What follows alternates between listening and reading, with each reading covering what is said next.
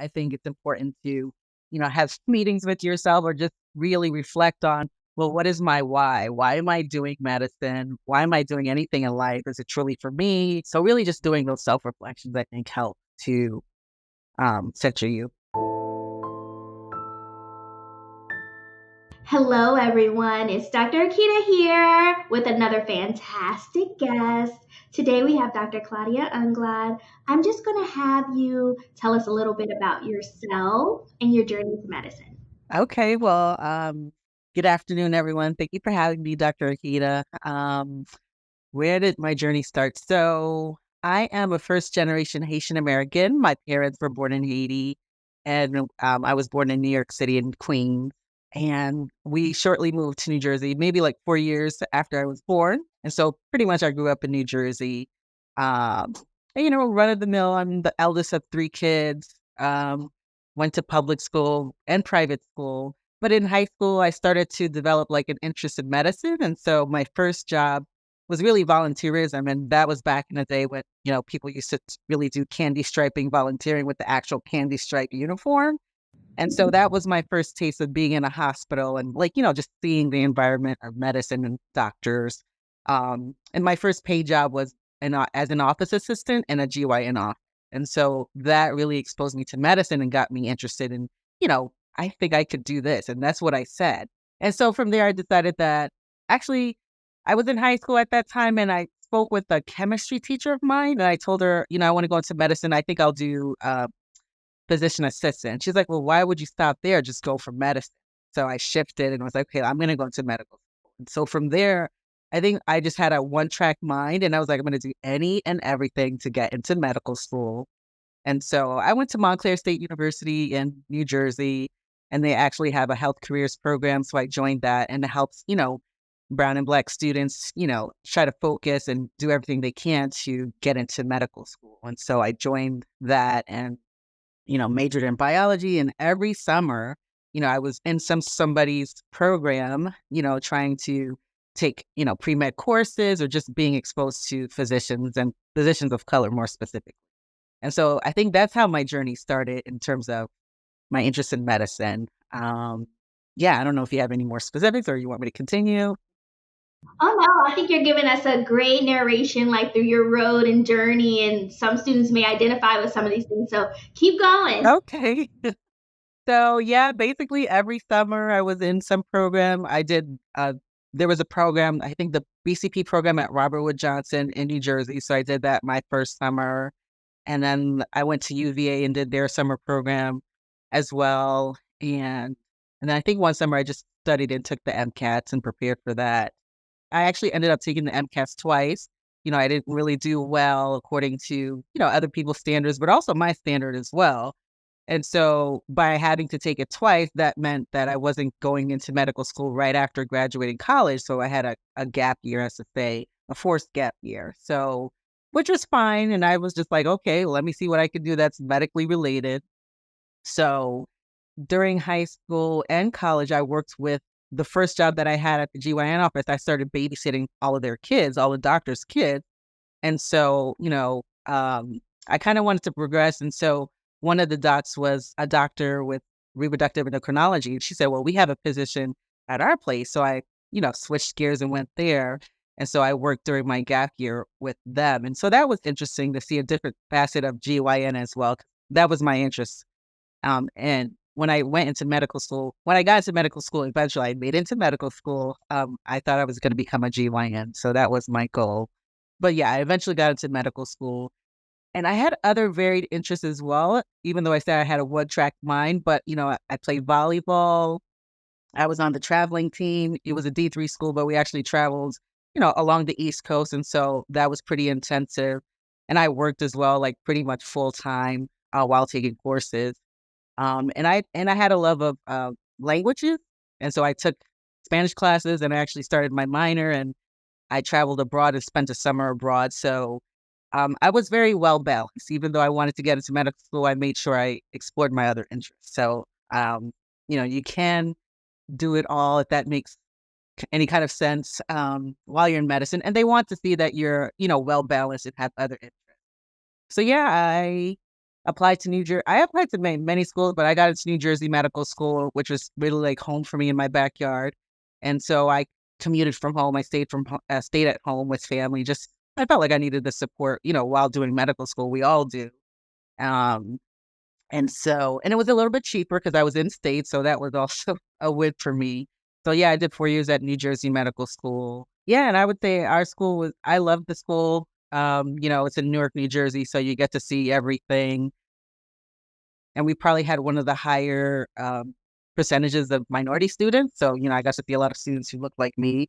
And from there, I was able to build like a, support system, a study group of people who look like me. And we encouraged each other because, medical school has its difficulties. And so, yeah, we did medical school together. We studied for, all of our step one, step twos together. We vacationed together. And so I'm still like these women who became friends with me are like my sisters to this day, because we did everything together. Getting through medical school, I still had interest still with Spanish. I did a summer abroad program in Guatemala through SNMA and took medical Spanish, in medical school, volunteerism, and that's just pretty much traveled with me throughout my career and even till today. So I did the 4 years. I went in wanting to do OBGYN, but eventually, I was kind of all over the place, but I have varied interests. And so for me, I get bored easily. Mhm. So then I switched towards emergency medicine, but then I felt like, I like relationship and I love, people. So I would miss that aspect of really following my patient and just having that relationship with them. So I eventually chose family medicine. And I did family medicine at Jamaica Hospital Medical Center in Queens, New York. And, Queens is the melting pot of the city. And so, again, I got to see a lot of different things. I got to explore a lot of different interests. And that was 3 years in the city. Did travel abroad, medical missions. I mean, you name it. I got to really use my medical Spanish because we had a lot of Spanish speaking patients in New York. I mean, pretty much everywhere. Um, and so that was my career there. And I stayed about like maybe 4 or 5 years practicing with Community Healthcare Network in New York. And what else? After that, I transitioned back to New Jersey. I went back to my alma mater and I worked there for maybe like a year and a half, as an assistant medical professor in the family medicine department. And so that was an awesome experience. I got to see, you know, you have your third and fourth years that are working with you during their preceptorships and rotation. We did Toskies. I, led the Toskies. Um, Taking care of psychiatric patients and, our own family medicine continuity clinic patients. Um, I mean, it was wonderful. So I eventually left, not because of anything horrible, just because of love. I wanted to explore that aspect of my life. So that's how I finally made it down to the DMV area. So right now I'm in Northern Virginia. And so, love brought me down here. So when I got down here, I joined, Fort Belvoir's like satellite clinic. And so I was seeing active duty, you know, uh, Army patients and their families, and even retirees. And so that was great. And then after that, you know, I got pregnant. And so I was there for maybe 3 years, I think. And, I just felt like I wanted a break. And I was, my priorities were shifting, being pregnant. And so I thought, I want to do something different. I need a break. I want to experience motherhood and really enjoy it. And so I decided that I wanted to, see if I could explore working from home so that I could take care of my child, but also, still make money. And so, I joined a Facebook group, I think, like a non-clinical sort of MD group. And so job opportunities are flying left and right. And so this was pre-pandemic. So I was able to really get a position working from home. And right now I do which is utilization management. And so, I've been doing that since 2018, since I had my daughter. And, it was a blessing because obviously I could work from home, but even before the pandemic, I was able to secure this job. And so I've been doing that ever since. My daughter is 5 years old now. So, getting a little bit restless and wanting to do something different. But because of that, I'm not like, I'm multifaceted. So aside from medicine, there's other interests. And, working from home gives me that opportunity for other things. So, um, I had seen like flyer about doing voiceover and I had, kept putting it aside. I'm like, okay, I'll get to it eventually. I finally was like, let me just go to this class and see what it's about. And then purely, I just wanted to go just for informational purposes. But I went to the class and it was a sister that was running the class. And, she gave us fake scripts and we kind of recorded to see, what the process is like. And she put nice background music to it. And so I was transformed into another world. I was like, wow, that's me. And this is what you do. And for me, it was really fun. And so I started that journey. So took coaching lessons in voice acting and recorded a demo. And I've been doing voiceover now since, when was that, 2019? So yeah, that's where I'm at now. So I do voiceovers on the side for fun. And, I record commercials. I do medical narration, e-learning. Right now I'm working on like narrating Shakespeare plays for the group. Yeah, but I do everything. So it's really fun doing that. But so that's where I'm at in my life, and that's where I'm at right now today. That's awesome. And I love how you kind of took us step by step through your entire journey. Yeah. And of course, I'm sure there's much more to it. There are some key points that I want to point out. I love that you pointed out that you needed to take a gap year. That Mhm. sometimes students do need to do that, and I actually recommend it because I always tell people if there's absolutely anything that you can see yourself doing aside from being a physician, Well, like then, try that first. And then if the passion is still there, definitely pursue it. right. Love that you mentioned that you did come into school with kind of like a one track mind, like you were super OB oriented, but you started to explore other things and you realized that your passions were elsewhere. So it kind of drove you to family medicine where you could have, of course, in OBGYN, you can have the longitudinal relationships too, but with family medicine, you are helping people across a lifespan from cradle to grave and you are kind of that family anchor and Well, listeners out there can tell I'm a family doctor too. So you definitely have, go family medicine, have those different ways that you can impact families and build relationships.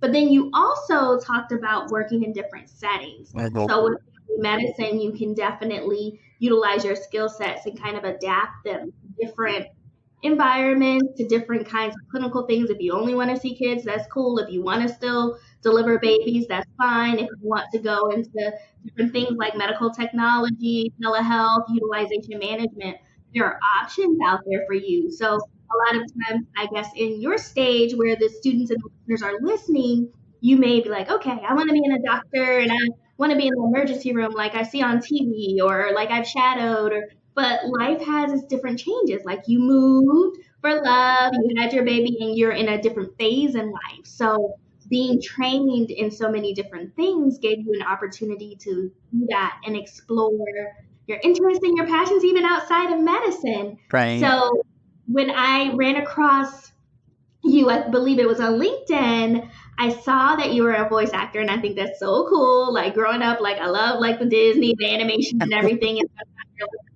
what's the voice behind that? So I love that you shared your story with us about how that came across you, just exploring your passions. Mhm. So a lot of times, people in medicine kind of get bogged down, and they kind of put themselves in a box and define themselves as being physicians.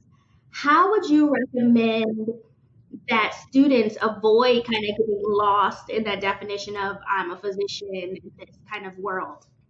Well, I think it's important to get to know yourself, you know. I mean, at some point you will get bogged down, but always do your self evaluation. I think it's important to, have meetings with yourself or just really reflect on, well, what is my why? Why am I doing medicine? Why am I doing anything in life? Is it truly for me? Is it because of my family and their expectations or, society's expectations, what have you? And it's fine to have your list or whatever expectations, but just stay true to that. Is it making you happy? Is it making you healthy? Is it impactful?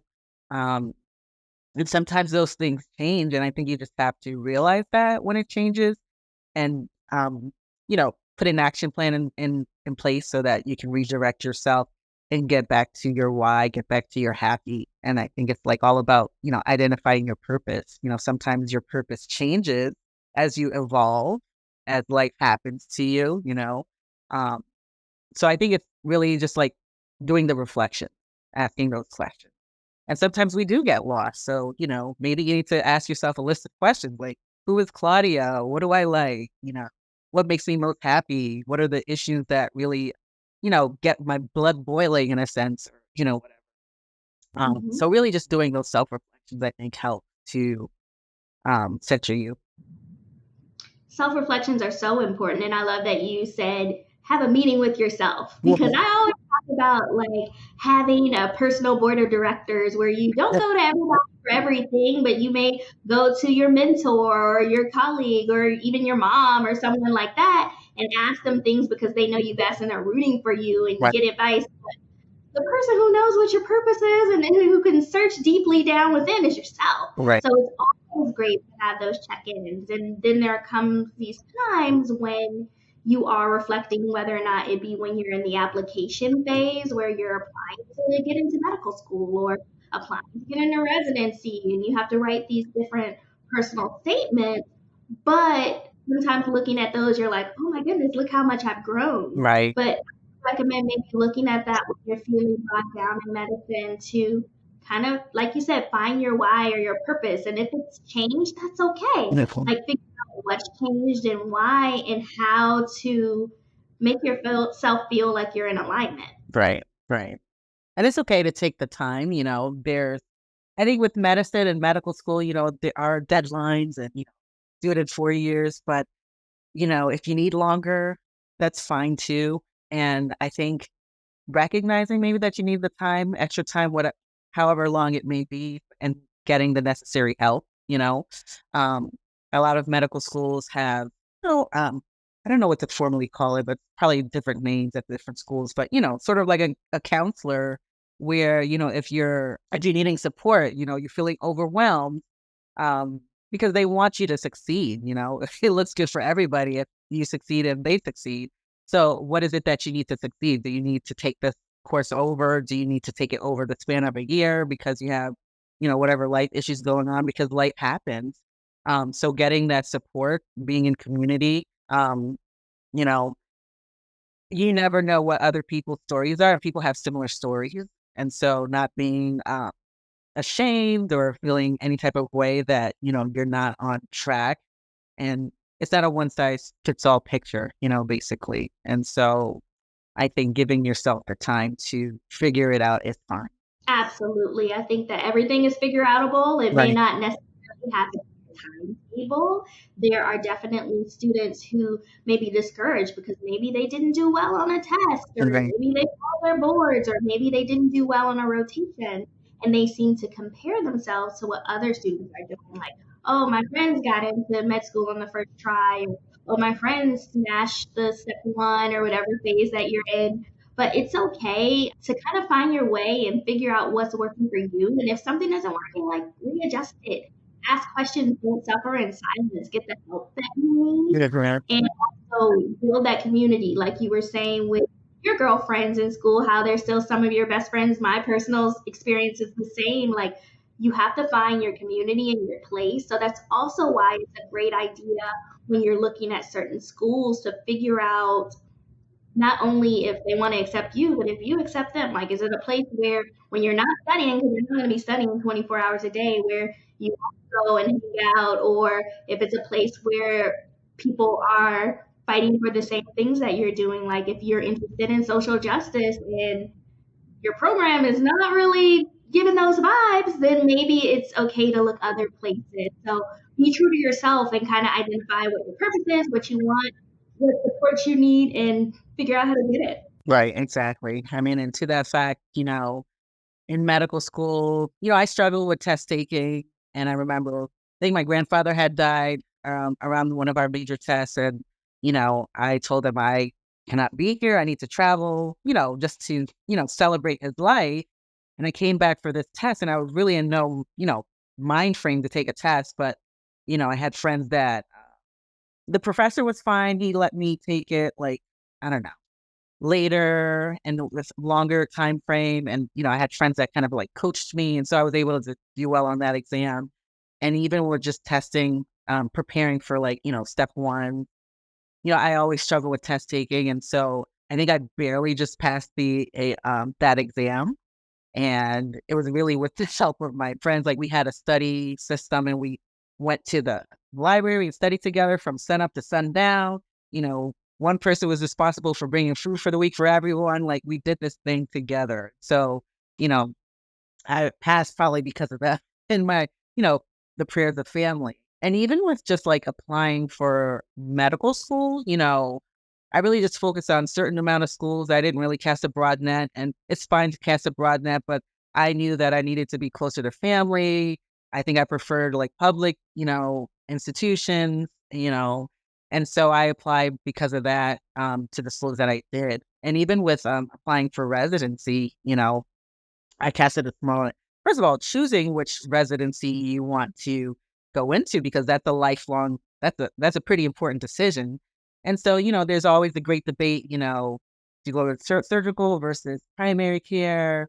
Do you go into like, the posh specialties versus, the more, other aspects? And so, basically make the choice that's gonna make you happy. You got into medical school, you endured for 4 years, so choose something that you really want, and so it's okay that I went to it wanting to do OB and I ended up doing family, but it was a process. I had to do this rotation to figure out I didn't wanna do it after all. But I still truly love OB and GYN, so I do women's health. Well, when I was practicing, I did do women's health. I told them, "Hey, this is my interest." And if you have an employer that's flexible and open to your growth, you can have discussions with them. I told them I really want to do women's health. And so they put me on a track where I learned colposcopy and I was the colposcopist for our region in that network. So, I was, and it gave me satisfaction. So you have to fight for what you want or make a space for yourself. And it's fine to do that. And so I think you just have, like you said, be true to yourself, be authentic, and find ways to make a space for yourself. And if it opens up, then great. If not, give it some time and try again. I love that. And I want to pull out three things that you said from there. One, I can totally identify with the loss of your grandfather. I'm sorry about that, but Thank you. similar things happened to me. My first year, my grandfather passed away. And I did the exact opposite, which I would not recommend. I knew he was very sick and was about to pass away, but I didn't tell anyone. Mhm. And I took the test and I failed it. So be true to yourself, and your professors aren't out to get you, and you don't have to be superwoman or superman. Like, people are humans, and we have to bring back humanism in medicine. So life is going to continue regardless of if you're in training or not. So take the time for yourself. So, I applaud you for doing that at a young age.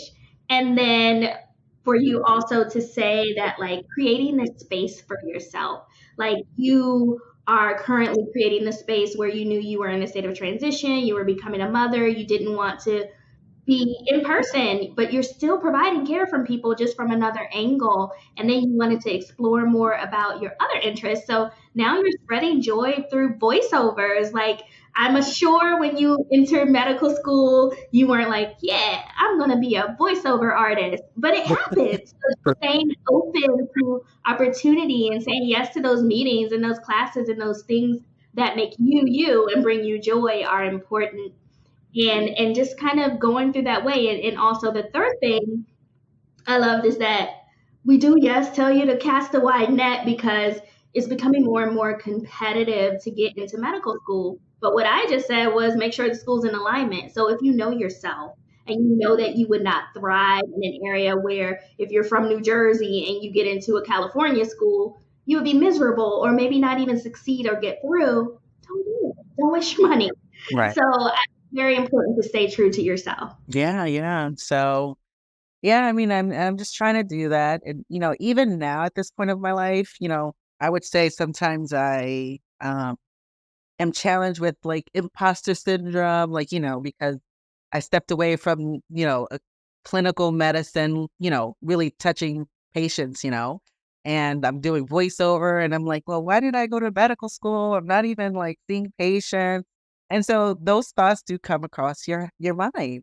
And, you know, I think again, doing the reflections, like, is it time for me to get back in the game, sort of say, I don't think it's quite, I've tried, but if those doors are not opening, then I'm like, okay, well, I'm just going to sit here right now and continue to enjoy that. And so, I have a passion for international medicine and service and, volunteerism. So I had the opportunity to go on a medical missions trip. And so for me, that's how I give back and that's how I get my clinical fix, to say, so to speak.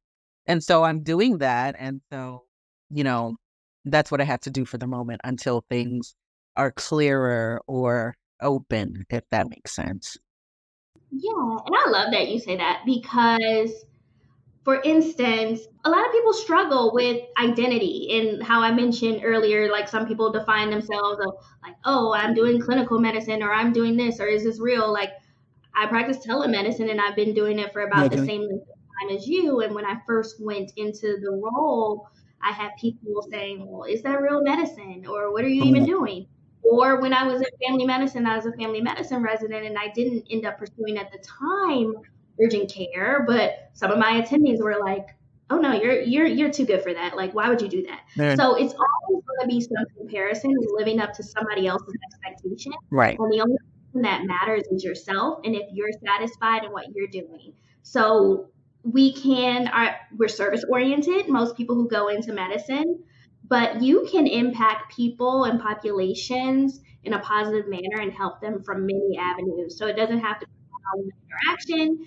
We all know how, well, you guys will learn if you're listening and not practicing yet, but prior authorizations are not our friend. And so you're on the other side, kind of like fighting the good fight and helping people get through and get the care that they need. So there's always some kind of imposter syndrome, but don't let it dim your light. Right, right, right. And so I think what you said was important, as long as I'm making impact, because I went in wanting to do good and help others. And so I'm just helping in a different way. But my intentions are pure and my heart is pure. And so it's always about how can I help the next person? Absolutely. And speaking of that, we come to my final question, which I love to hear from different guests because I get so many different types of answers. If you had a magic wand and you could change the healthcare system, I mean, it's quite perfect. It doesn't need changing. But if it did, what would you change about the healthcare system? Hmm. Um, what would I change? I don't know. Kind of hard to narrow it down, but I think maybe based off of like my other interests and passions is like, cultural competency and like health literacy, combining that and just empowering our patients and even empowering providers. Um, Mhm. and that there are other ways to be of impact aside from actually treating medically that patient, but just understanding them from, a different aspect. And because we don't really learn that in medicine, like, how to I don't know, how to be your patient's friend, like how to get to know them on that level, because all of that really just impact, their health and how disease presents and manifests. So if I could do something with cultural competency and health literacy, that would be it. Maybe even teaching that, incorporating that, because I don't think I got that in medical school. Maybe Mhm. more so by the bedside, but actually like structured curriculum in schools. That would be my task, I guess, if I could work on that. I think that's phenomenal. I will say that, being family physicians who are primary care advocates, one of the most intimate relationships that a person has is with their doctor. You tell them things that you wouldn't tell your partner or your family members, your close loved ones. So figuring out how to build that bond is important. And sometimes there can be barriers to that because there are cultural differences or norms that you may not be aware of. And you want someone to kind of help you navigate or check your biases in multiple different ways. So we definitely need more education on that. I know that some of the medical schools are incorporating more, but there's always opportunity to spread the word for the students who may be in school now. It's never too early or too late to try to convince someone to make impact. This kind of reminds me of a time when I was in medical school. We didn't have the most supportive environment in terms of some of our administration, Then, in terms of students of color. So we came together as a unit, wrote up something, talked about it, and said that there needed to be more cultural competence. And they actually incorporated it into the first awesome. year. So when I visited, it's still going, I think maybe like 15 years later. So you have the power to create this change and this impact that you want to see. And you never know, like, we're standing up what you believe for, like what change it will make. Right. Beautifully said. You. So I really appreciate you taking the time to come and share your words of wisdom with our students, to share that there are so many things that you can do outside of medicine. I know that you're itching to kind of get back into the clinical realm. But when I saw your LinkedIn and I was like, physician, like voiceover artist, I have to meet. This is so cool. So people out there are looking in the other direction at your stuff. So I just want to give you an opportunity to tell our audience goodbye and how they can reach out. Sure. And thank you again for inviting me. This is awesome work that you're doing. I don't think I had this when it was my time for applying. So I'm sure this is a great benefit. So keep doing the wonderful work. I can be reached at claudia.anglade@gmail.com. My Mayflower 16 on IG.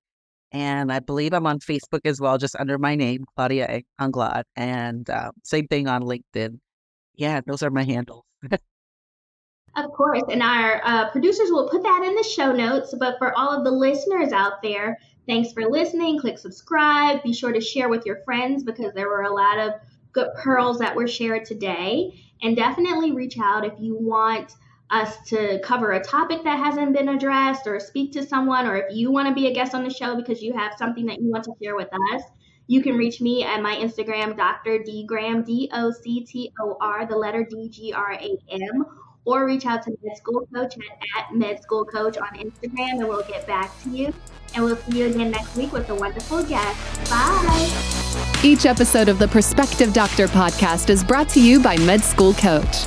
To access articles, videos, webinars, and free tools to help you succeed on your journey toward med school and beyond, visit our website, prospectivedoctor.com. We hope you tune in again next time.